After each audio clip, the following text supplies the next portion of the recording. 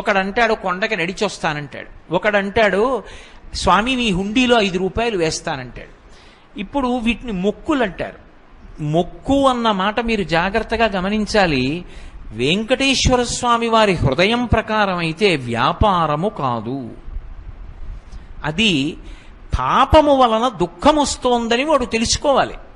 తెలుసుకుని పిలిచావు పరమేశ్వరుణ్ణి, ఆయన ఏం చేస్తాడు? నేను ఆదుకోకపోతే ఎవరు ఆదుకుంటారు లక్ష్మి? అందుకుని ఉంటాను ఈ కలియుగంలో వెంకటాచలం మీద.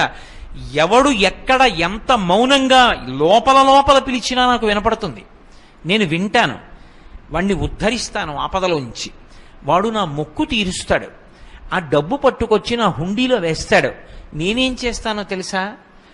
పరమధర్మాత్ముడు నన్ను చూడకుండా ఉండలేక, నాన్నగారిని చూడకుండా ఉండలేక వచ్చినటువంటి కొడుకులా నన్ను చూడకుండా ఉండలేక